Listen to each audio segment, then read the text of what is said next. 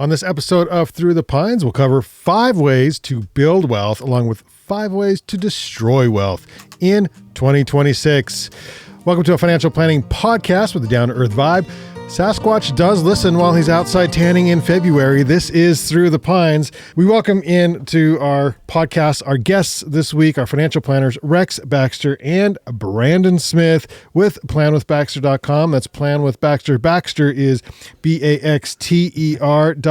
Every now and then I have to remind Rex how to spell his name. I appreciate that. I'm getting older. Yeah. You got the shirt on, Ameriprise. And it's not so that's kind of, a dead giveaway on where you work there, Rex.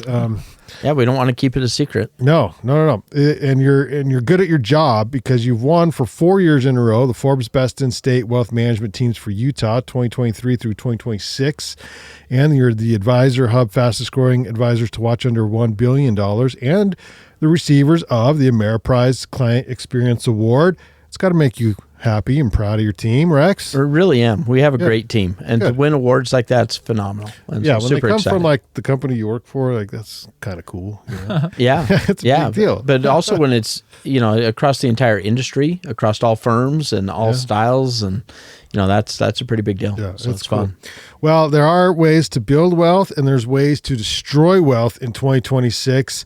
Let's dive into ways to build wealth first. And that's number one, I guess the easiest way to start in 2026 would be to live below your means, Rex. Yeah, it's it should become the new popular thing to do.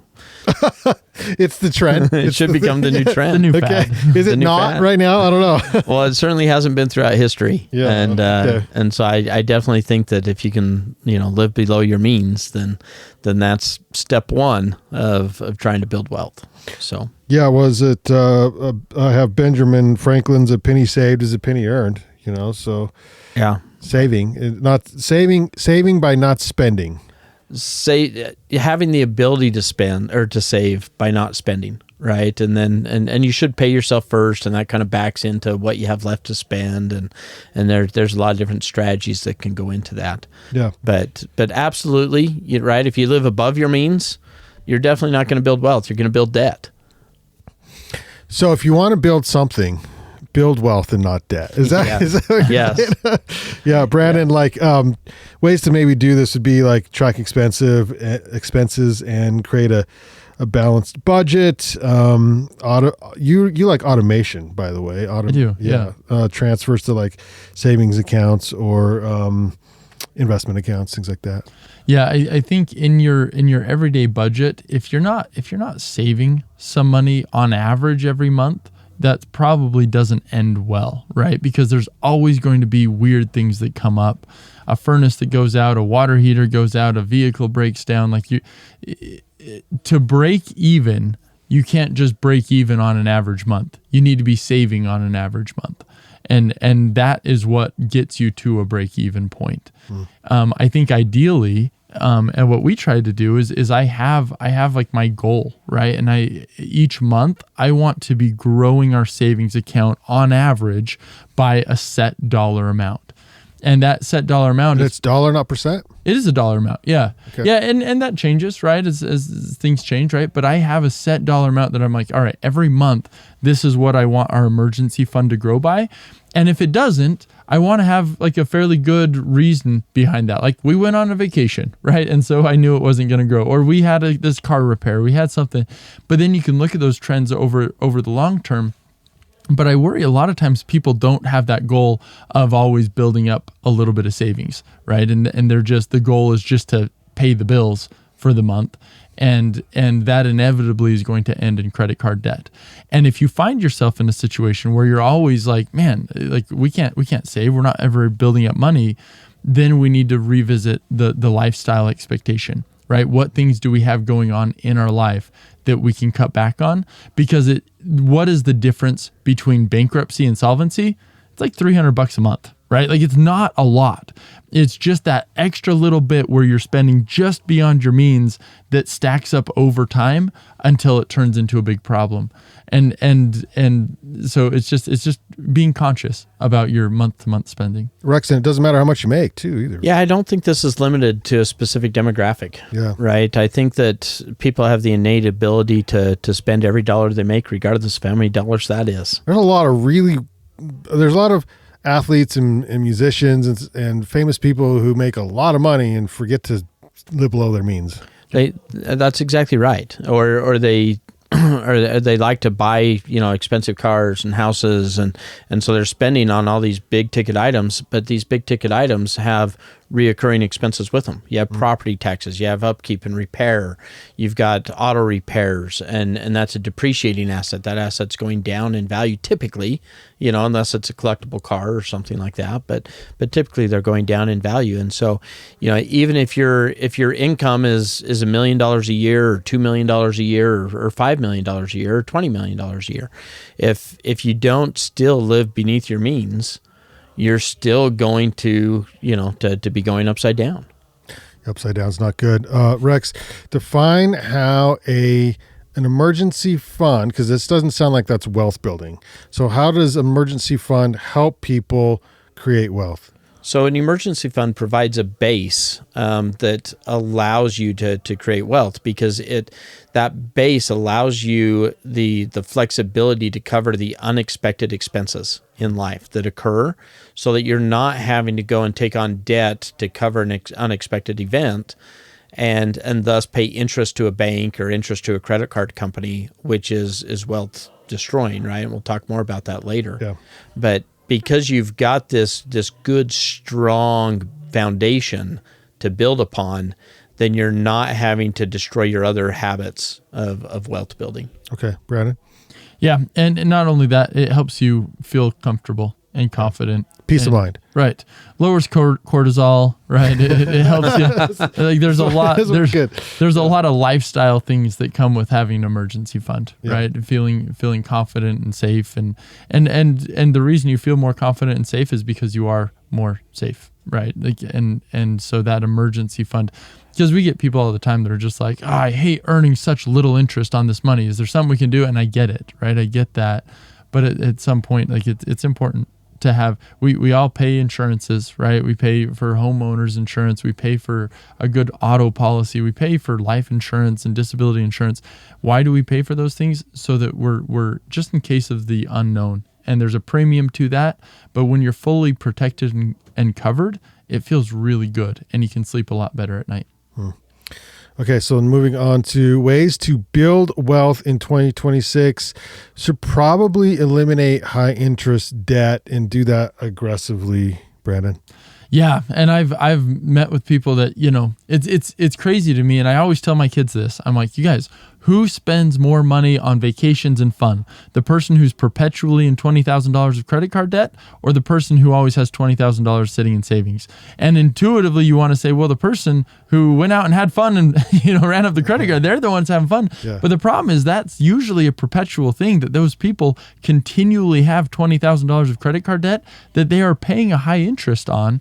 And ultimately, over the long run, over 30, 40 years, they spend dramatically less on fun things and vacations because they're spending it towards paying interest off, right? And I think if people can consciously recognize that and avoid high interest rate debt, then you can kind of make that switch and but you have to avoid it. You can't let that be an option. But Rex, high interest is tough, but people who like to buy things on credit and then also think that they can invest and make it up or something, it's a thing. Yeah, it is a thing, unfortunately. And so people do believe that, they get that immediate joy, that immediate, shot in the arm of fun when they go and they're just spending willy-nilly out on a vacation, not worrying about what they're buying or what they're spending, and not worrying about the repercussions. And that's fun for the moment. But then, just like most things, right, you come back to reality and all of a sudden you're facing the debt load that you racked up. and it's on the credit card. And then on top of that, you can't pay it off all at once. And so now you have an extra, $300,000, $500,000, $2,000 a month of interest that's chewing away at your earnings and your ability to save additional dollars because you're still paying off the vacation where you went hog wild and you lived beyond your means. So Rex, what would you say to the client? Because I get this a lot, right? That they're like, look, we can't save. Like we just, every time we build up a little bit of savings, like it gets spent on a car repair or something. Like we just can't, we've never been able to save. But I don't want to go my whole life and never have gone on a cruise or never have gone on this vacation or whatever it is. Can we just put it on a credit card and we will figure it out? I know we'll figure it out. What would you say to that person? Yeah, I say life's all about choices. Can you do that? Absolutely, you can do that. Should you do that? Absolutely, you should not do that. Right? And so, the proper way to do that, the best financial way to do that is let's save first. Right? Let's make sure we have the emergency fund. And if you're wanting to go on a cruise, let's say that you're targeting a $5,000 cruise, then over the next year, right? Or year and a half, let's save $250 first, and then you guys live on the rest. Right. And force that savings with a firewall. Right. And if you really want to go on that cruise, if that's really important to you, then you're going to cut your other life expenses in order to afford that cruise. You're going to, maybe you don't DoorDash as much. Maybe you don't Instacart as much. Maybe you don't, spend on as many Amazon packages, whatever it is, that whatever your vice is, and recognizing that all those things are vices. All those things are addictions. They're not a requirement to live life, right? And so you can cut down on the types of food you're eating. You can eat less expensive food. You can not go out to eat as much. You can cut back on some of the other things if that cruise is important to you. Is it more important to you than the food you eat, right, than the type of food you eat? Right. Would you agree that some people, though, just cannot stand to have cash in the bank? It's like absolutely money burning a hole in the pocket, right? And they know themselves and are like, look, you can tell me to save. I'll never save.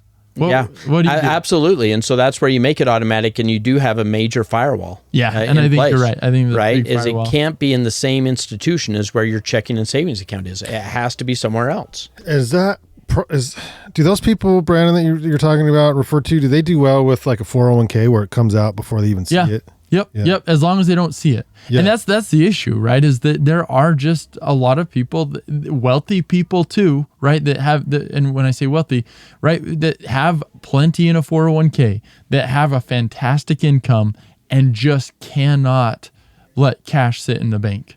Right. And so I think the firewall is a great idea. I think prepaid options can sometimes be a good idea where you can like buy a cruise 2 years in advance and just kind of make monthly payments towards it so that by the time you get to the cruise, it's paid off.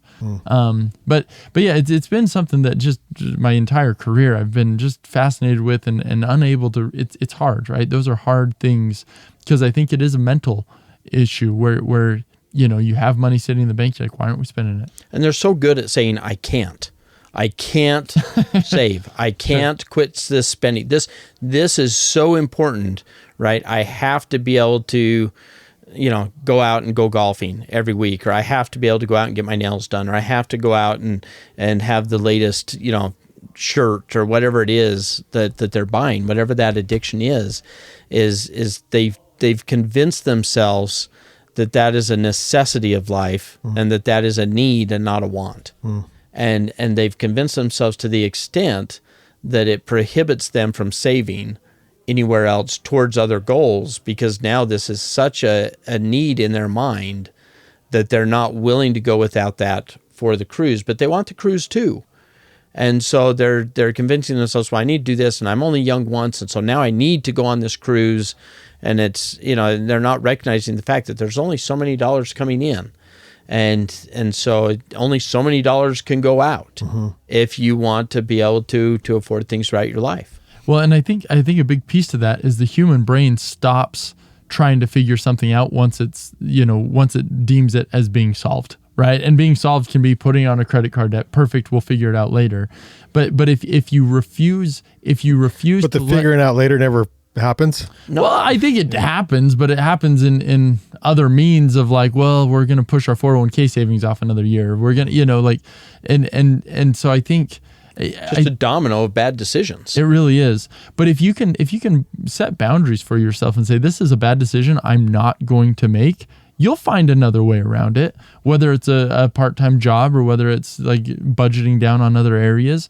But that is the secret to success financially, in my opinion, right? Is setting things where you say, hey, I am going to save into my 401k. Because endless people are just like, this year's tight, we'll do it next year. And then the next year never comes.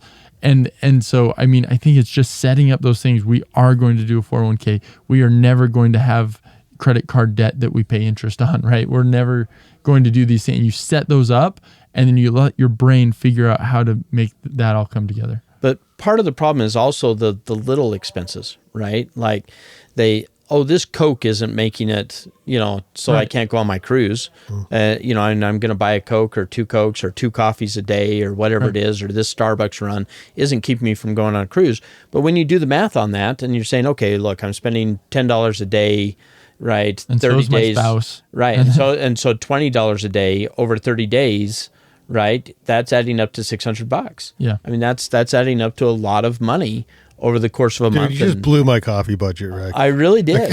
But I think that's the importance of making smart decisions and then figuring it out. Because Rex is absolutely right. We all have things like, no, I need this for my mental well-being or for my physical well-being, or I need, we all have these rationalizations. But if it's not working for you, then it's time to just come honestly back to the drawing board and say, well, what, because I've made some pretty tight budgets work in my life, right? Yeah. And I've seen some even tighter ones work. And so it's very possible. But the victim mentality of saying, we just can't do it. It won't work for we're always tight, right? Like those are lies. Those are all lies that we tell ourselves. And we need to go back to the drawing board. And maybe it is an income issue. Maybe there just isn't enough income and we've got to figure out another way to make more money. Well, that's the other way to build wealth in 2026 here, as we're talking about this on Through the Pines, and that is increasing your earning power, Brandon. And so, if that's the problem, where the income just isn't there to save and invest, then we have to figure that out. Yeah. And rarely is that the only solution, right? Growing your income can be an incredible tool, right? But it usually takes some time. It rarely is a quick solution.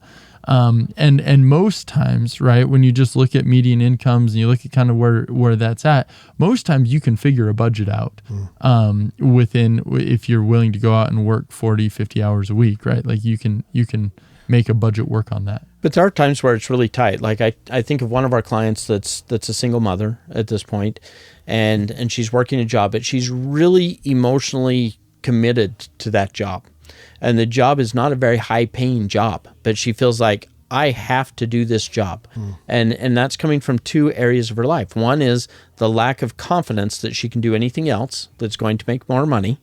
And one is that she feels a responsibility to the owner and the employer to continue to do that job, even though it's not meeting an income need, a livable standard of need. And so in situations like that, I think you do have to take a step back and say, okay, one, you need to have confidence in yourself. Everybody has the innate ability to do amazing things with their life. And you just have to believe in yourself, and you have to find a path in order to get yourself positioned to do those things, whether it means more education, more training, more specialized training, more schooling, whether it's a trade, whether it's a different employer that's going to take you on a better learning path to increase those skills and abilities, things along those lines. And then 2, if the current employer isn't meeting that need, then you've got to take a step back and say, look, do they really have not only my best interests at heart, but really theirs? Because as an employer, you want financially healthy employees. They show up to work more, regularly. They're typically putting forth a better effort and energy for your company. And so as an employer, you want financially healthy employees. And if they're not willing to try and put you on a path towards that, then you have to wonder, is that really the right employer for you? And Boy, so I tough. think there are times like that. Those are tough things though, because they aren't quick, and it can take, it can take, weeks to months to sometimes a year or 2 to reverse that income problem, if it is an income problem. And that does exist in the world. Yeah. I was listening to a YouTube video this morning about this lady who wanted to start a YouTube channel so she could teach others how to cook food on a budget. And she loves her job. And she thought, well, if I could just make like $800 a month with YouTube, that would help cover groceries because she's on a budget. And she has gone on to become, I don't know about YouTube famous, but she makes like one video made $44,000 for her just with the one video. And she is still working her full-time job because this is now how she is planning to become wealthy, is not quitting her job. She likes her job. So this is extra money that she's investing. So this is increasing earning power. She's found a way to increase her earning power, and she's essentially just investing all of that to now put herself in a better position in the future. Which is fantastic, right? She didn't increase lifestyle. She didn't increase the spending to match that. And she's found a way to increase income and immediately put it past the firewall to get it invested and saved for her future. Yeah. The other way, we're talking about 5 ways to build wealth in 2026 is you got to invest, Rex. You got to do it consistently. Brandyn, you use, I said Rex because I was consistently, but Brandyn uses like automation. Yeah. So yeah, as a technique. Every time you say automation, I think of claymation and I start thinking of movies. Oh, that's right. Yeah. Else. Automatically, so. I guess I should say. Using something that just auto deposits monthly, besides a 401k, right? Yeah, I don't really. So I use the 401k. I use an HSA, right? That just kind of auto force that out. But then savings, we just let it kind of build. I don't know. Jess and I are kind of the unique in that way. We do naturally kind of save, and that is a natural. Like there are some people that will just naturally kind of build, right? And I think I believe that comes down to having spending hurt so bad that you don't want to. Right, which I think comes from just living terribly frugally all through college, and that just like continues on, right? And so, I don't know if that's a great thing, right? Like I wince at the store when I put something in the cart, right? And I shouldn't do that, but at the end, I don't know, yeah. But I think usually having a firewall is a really good method, and that firewall is usually a separate bank account that maybe you don't have a card for, or maybe that card is buried somewhere, that it really makes it hard to get to that money. And so that it's put away, it's separate.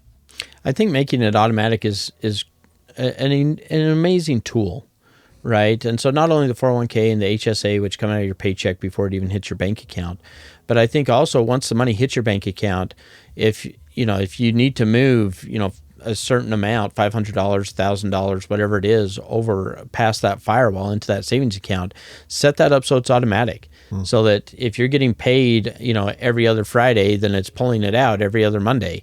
If it's, if you're getting paid on the 1st and 15th, then it's getting pulled out on the 2nd and 16th. Mm-hmm. And set that up automatic. Most financial institutions have that ability in today's world. And if not, set yourself a calendar reminder. And that's the first thing you do on that next day. When it hits, that's the first thing that comes out of that account is that savings. Right. And then the rest of it, you can budget and spend throughout the month as you need. Let's talk about destroying wealth in 2026. And Rex, talk to me about how this is more of a challenge maybe in 2025, 2026. Is it maybe has been in the past, or is it more of a challenge now? And that is lifestyle inflation. In other words, spending more as you earn more. So silent killer of wealth being like as your income raises bonuses, side hustles. And I think that's where it fits into 2026 is a lot of people are like, I'll just Uber, I can make a little money on the side, but then they don't control spending. Yeah, the conveniences of technology, I think, make it a lot more difficult in today's world. And I think each generation faces that challenge and that problem, to where not only has, we've just gone through a recent bout of inflation and wages have not necessarily quite caught up with that yet. I think it's getting closer. And so, your food and different things like that have crept up in cost, especially your insurances and utilities have all crept up fairly significant in cost, and your income hasn't. And so your side hustle is now going towards just maintaining the same lifestyle that you had before. Yeah, it's a problem. And you probably had gotten used to spending that side hustle money on fun and enjoyment and things like that. And so I think it gets more and more difficult. And I think every time you get a raise, every time you get an income step up, the natural tendency is for people is they actually spend that money before they get it, right? They sit there and say, hey, look, I'm going to get a 5% cost of living raise here at the end of the year. And that's going to net me, people do the math very quickly. They're like, that's going to net me another $150 in my paycheck. And that's going to allow me to now, instead of having to walk around the block all the time, I can go and join a gym. I can go join EOS or Vasa or whatever the gym is, right? And so they've already spent it. And then that hits, and they don't necessarily increase their savings other than their 401k, other than what's coming out pre-paycheck.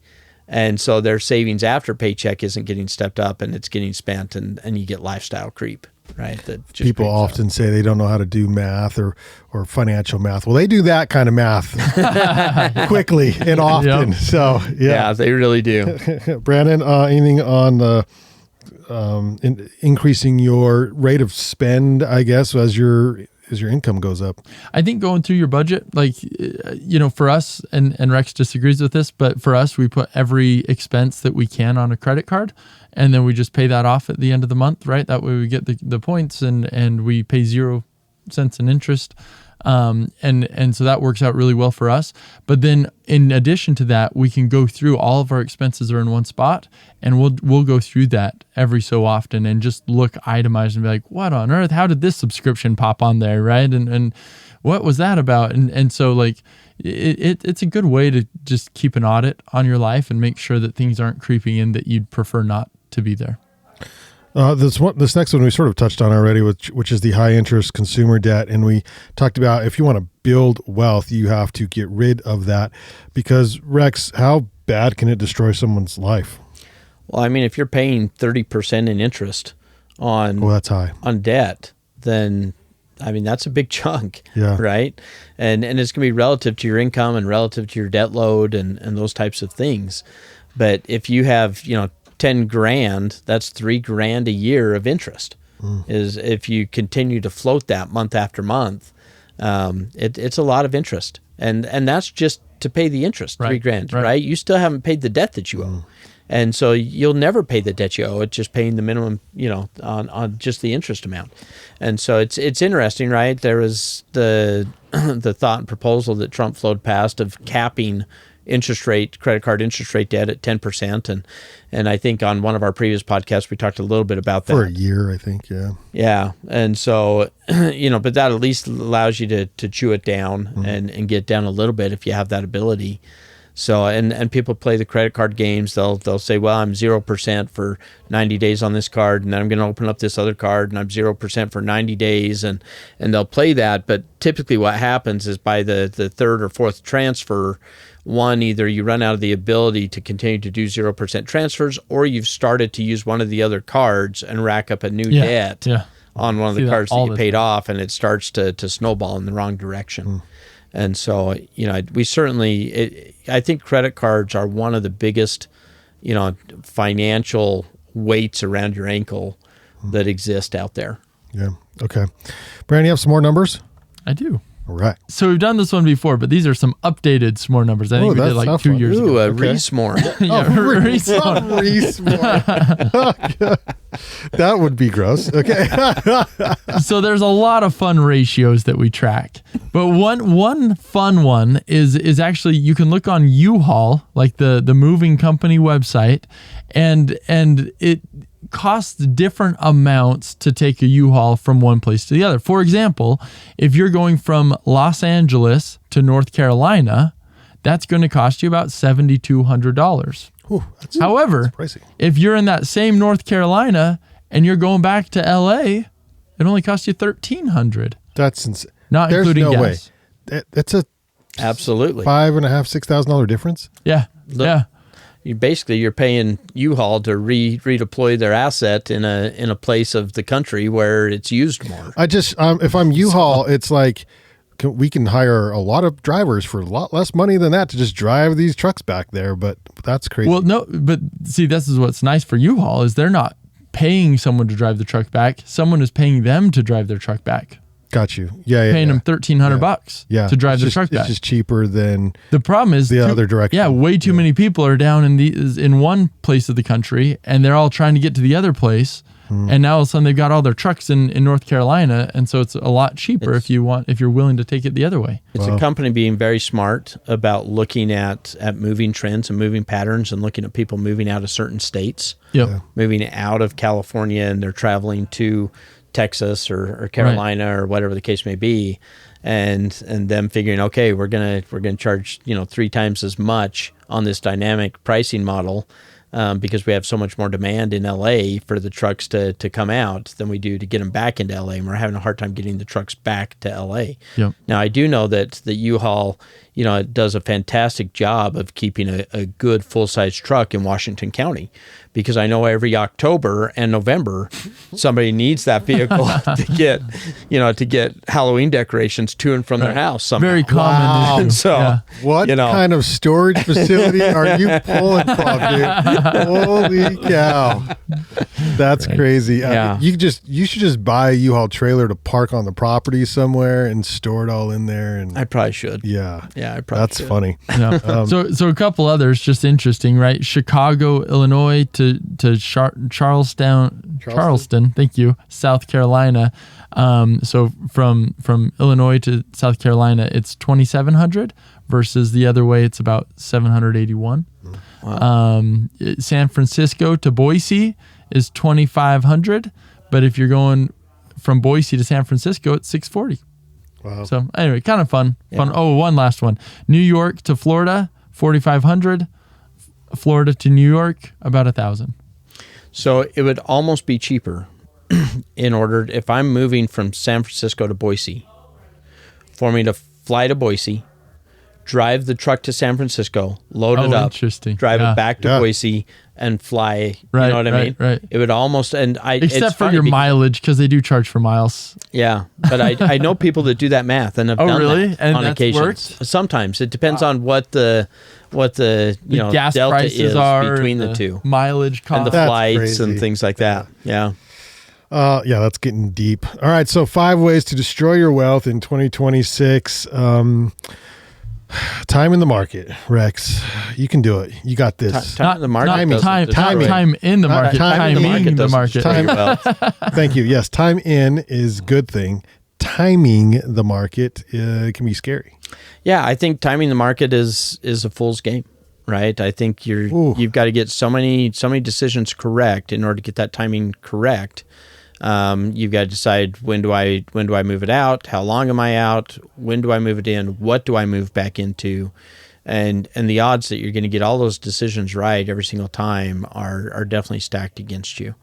And so I think trying to time the market is a way to destroy wealth, because if you miss some of the best days, the best recovery days, best growth days, that may cost you your return for the entire year. And so it really does set you backwards. Okay. Brandon, do you have anything on that? Just agree. Agree. I've watched it so many times where people try it, and everyone thinks they got like this idea of how, and so often now's the time. Work. It doesn't help that every financial program you watch on TV, they're like, are you jumping in? Are you jumping out? I mean, they ask the analysts. That's their their show. Right. Absolutely. Yeah. Especially on, all the morning shows, the morning financial shows, and they're all, are you buying this? Are you selling this? Are you buying the market? Are you literally selling the show. market? It is what the entire show is based off of. Yeah. And why is that? Because it gets ratings. Because people want a quick solution to a long-term problem. Okay, so we talked about the high interest credit cards, but not having an emergency fund would be another way to destroy wealth, because that leads to high interest borrowing. Yep. Rex. Yeah, I think again, it comes down to the same thing as far as high interest borrowing it's going to destroy your wealth. Yeah. So get yourself an emergency fund. And then finally, the number 5 way to destroy wealth in 2026 is, and this one we probably have whole podcast on, but not taking advantage of and utilizing tax advantage accounts and employee matches and things like that. Brandyn, you have thoughts on that? Yeah, those are huge benefits, and it blows my mind. Free money on the table when people aren't taking advantage of the match. The match is such, when you just do the math on it, I mean, it's crazy, right? That even if you're in some of the worst financial position ever, still get your match, right? And then maybe take a loan on it. Even if you default on the loan, you're still leaps, light years ahead. And so, making sure that you're doing the match. And then beyond that, right, is make sure you're talking to your advisor about options as far as tax efficiencies. Because even if you've got, like all the time, right, clients will have hundreds of thousands of dollars in different accounts. And if we can like systematically work things into a 401k plan, we can get tax-free growth, right? Or if we can, do backdoor Roth conversion. I mean, there's a lot of different tax strategies you can do to minimize your not only today's taxes but the future taxes, and those conversations with a financial advisor, those are some of the best conversations to have, just because, man, if you wait 10 years, like, you might not have that opportunity anymore. Yeah, Rex, and I think with the tax advantage or properly structuring taxes, I'm thinking like mismanaged estate planning.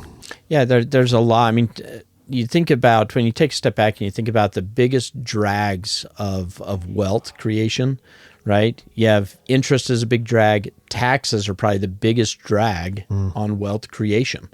And so if you can find an advisor that will work really closely with your CPA, with your tax professional or your EA, then you've found kind of a gold mine, because they're going to work together to try and optimize your tax situation, which reduces that drag on your portfolio, reduces that drag on your savings ability and earnings ability. Whether we're looking at estate taxes and we're looking at different ways to structure an estate that's, you might have an estate that's worth $50 million or $70 million, and with the estate tax limits at $30 million right now, $15 million per individual, with those estate tax rates starting at 40% and reaching kind of 50% plus your state income tax, not to be confused with a state, but your state income tax rate may be 4, 5, 6, 7% on top of that. It's easy to lose 60% of every dollar above and beyond that 30 million amount. And so if we can find ways, whether it be, using your estate exemption earlier in life to get those dollars out of your estate, whether it's, using life insurance, whether it's using, tax strategies as far as looking at setting up charitable foundations that you may have a charitable inclination for, whether it's gifting, but using all these different strategies between your advisor and your tax professional and probably your estate attorney in that situation can save you millions and millions of dollars. And I think it's just critically important. I mean, this is a major drag on your portfolio. And even if your portfolio is smaller, let's say you have $1 million in a 401k plan and it's all in company stock, there's different ways for us to try and get that out. So we're paying capital gains tax rates at a 15% rate as opposed to ordinary income tax rates that may come out at a 24 or 32% rate. And so you think about that, and if I'm paying 15 versus 24, I'm saving 9% or $90,000 on $1 million portfolio, right? This is real money. And so, taxes are a massive drain, and you absolutely should be working with your advisor and accountant in order to minimize that. The problem is most people don't even know what question to ask. They just don't even know those options are available. And that's where having an advisor, right, and meeting with an advisor. Planwithbaxter.com. Yeah, going through that, and it's not that all these solutions are going to be the best fit for you. They may or they may not, but you should at least know what your options are. And a lot of times they are a fantastic fit, right? And what's most devastating if you don't do those is that you can get 20 years down the road and realize that you're paying literally tens of thousands of dollars more in taxes than you would have if we would have just implemented a couple strategies, right? You're not working harder. You're not saving more money. We're just like doing a couple clicks to get it in the right types of accounts and moved in the right way. And that creates tremendous amount of wealth down the road. And so I think it's just good, right, to be making sure you're meeting with your financial advisor with your accountant and making sure these things, and your estate planning attorney, and making sure those things are in place. I think the reverse of that can be just as devastating, right? Sometimes somebody will hear of a tax strategy. Let's talk about Roth conversions for a minute, right? And somebody will come to us, and they might be 70 years old, and they may have a good sized Roth account, $1 million, $2 million, or traditional IRA, and they've heard, hey, you should convert this to a Roth account, which essentially is saying I'm going to pay my taxes today instead of paying them later. And their kids may be, this family may, this husband or wife may be in a 24 or 32% tax bracket. And so when they do the Roth conversion, they're going to be paying 24 to 32% in taxes. And yet their kids, as we project that out, their kids may be in a 22% bracket or a 12% bracket. And so when the kids inherit the money from mom and dad had already paid 24 or 32%, and when the kids inherited it, they could have gotten away with only paying 12 or a much lower bracket. And so when you start to hear what a neighbor is doing, or a coworker is doing, or another family member is doing, or what some talking head on some podcast might be telling you to do, right? Then you need to see, how does that fit in my individual circumstances? Because your individual facts and circumstances may be significantly different than whoever you're hearing that from. And very general advice is rarely good advice for you. Yeah. And so you want to make sure that you're digging into that, because that can be just as harmful. Yeah. Yep. Rex, there's a bonus bonus question. Honorable mention on how to destroy your wealth in 2026, and you probably have seen this. Divorce without a prenup, or poor financial communication in marriage.